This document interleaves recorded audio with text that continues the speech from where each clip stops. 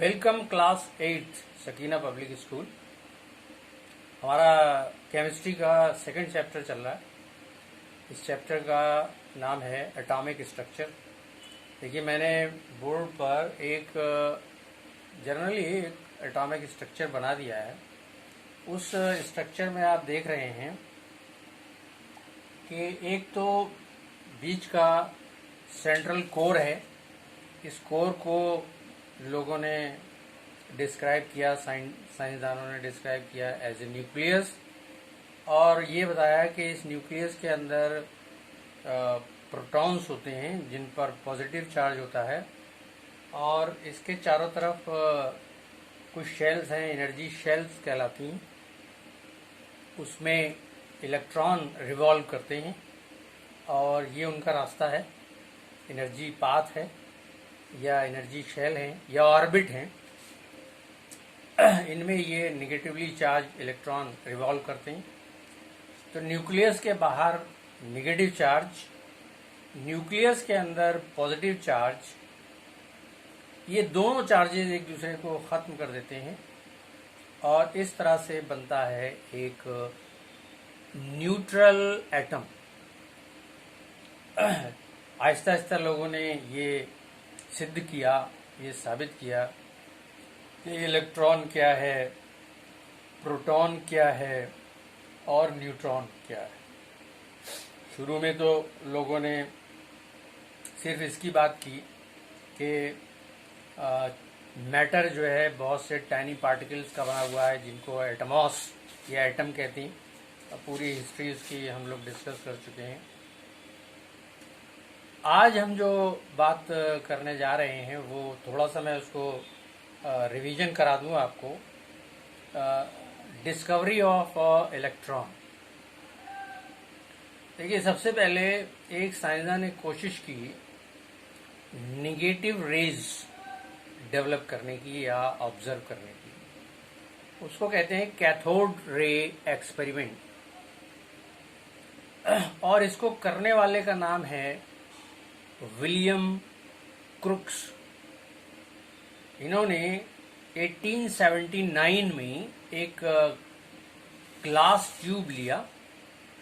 उस glass tube के दोनों सिरों पर इन्होंने 2 इलेक्ट्रोड लगाए।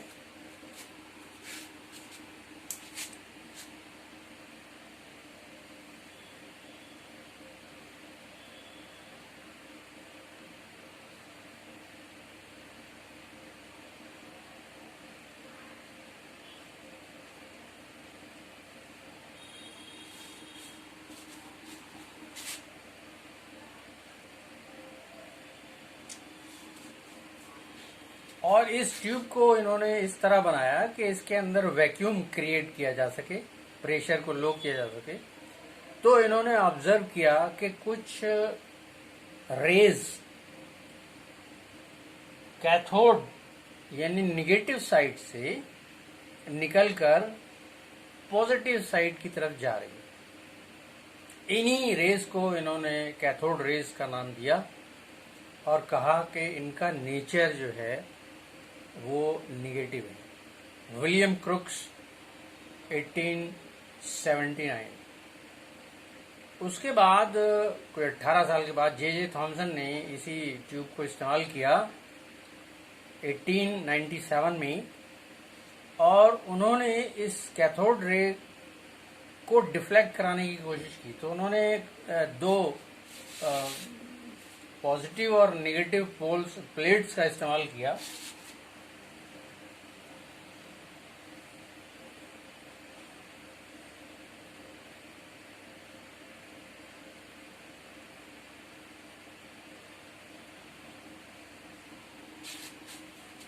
इन प्लेट्स को इस्तेमाल करने से इनके जो ऑब्जर्वेशन आए, जब इन्होंने नेगेटिव प्लेट का इस्तेमाल किया तो इन्होंने बताया कि जो रेज हैं वो उससे दूर हो रही।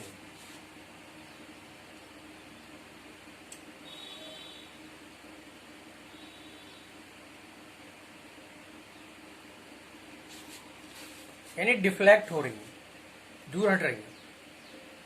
फिर उन्होंने इसका इस्तेमाल किया पॉजिटिव प्लेट का, तो उन्होंने देखा कि इससे अट्रैक्ट हो रही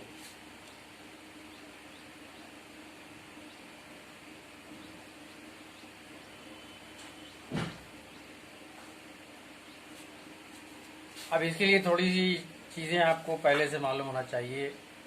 जैसे मैग्नेट में हम लोग पढ़ते हैं like poles repel each other, unlike poles attract each other.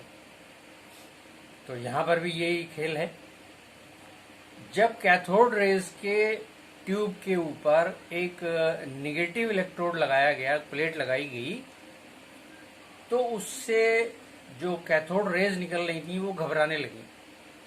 तो जो ट्यूब हमने लगाई है, ऊपर जो प्लेट लगाई है हमें मालूम है नेगेटिव चार्ज से इंड्यूस्ड है, और नीचे जो जो कैथोड रेज हैं वो जो पहले से पता है कि ये नेगेटिव रेज हैं, तो ये तो दूर हटेंगी।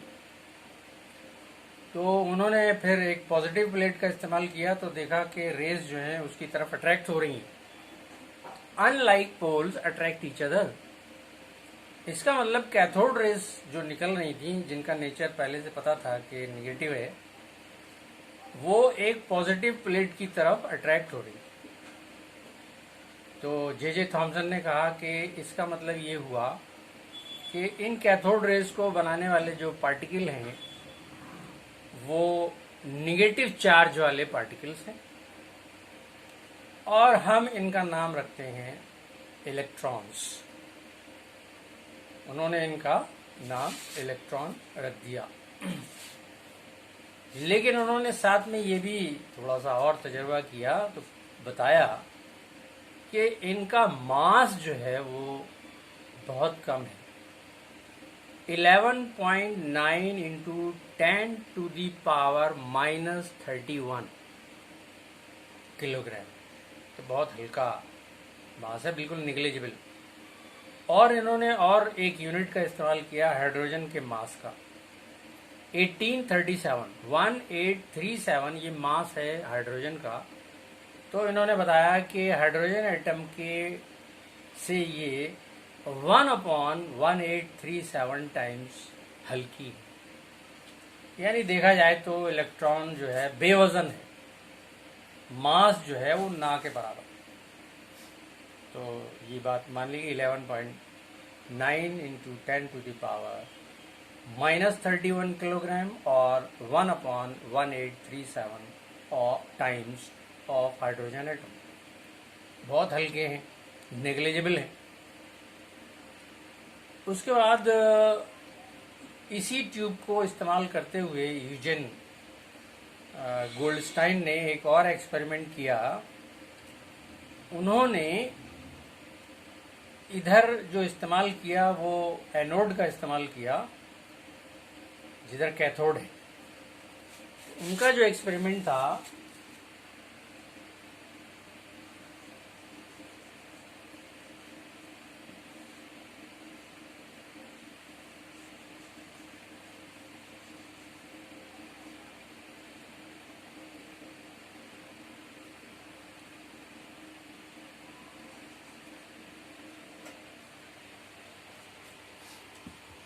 उन्होंने जो इस्तेमाल किया वो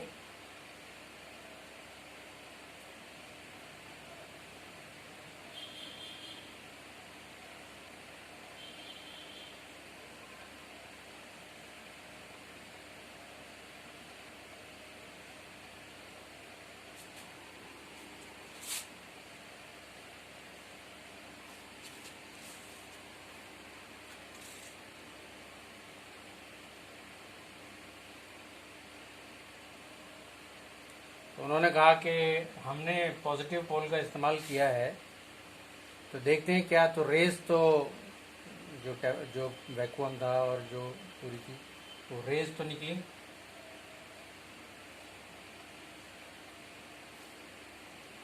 और कुछ रेज जो हैं वो इन होल परफोरेटेड प्लेट थी।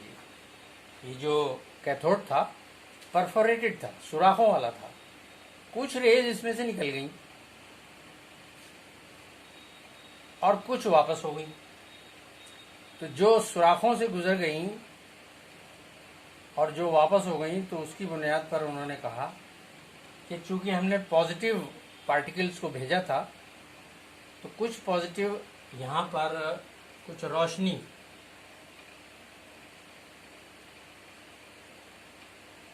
इस सिरे पर कुछ रोशनी का एहसास हुआ, तो उन्होंने कहा कुछ तो यहाँ पर पहुंच गया, और कुछ वापस हो गए।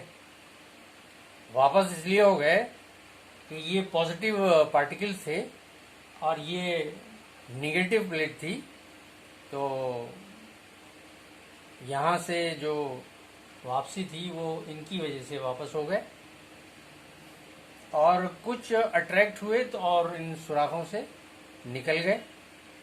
तो उन्होंने कहा कि जो निकल गए वो पॉजिटिव पार्टिकल्स हैं, और उन्होंने जाके पीछे रोशनी दिखाई। तो इस तरह से प्रोटॉन का जन्म हुआ। तो यूजेन गोल्डस्टाइन जो हैं वो इस प्रैक्टिकल, इस एक्सपेरिमेंट के दाता थे। उन्होंने ये शुरुआत की कि कोई पॉजिटिव पार्टिकल भी है। उसके बाद अर्नेस्ट रदरफोर्ड ने इस पार्टिकल का नाम रखा प्रोटॉन, और उन्होंने बताया कि प्रोटॉन जो है वो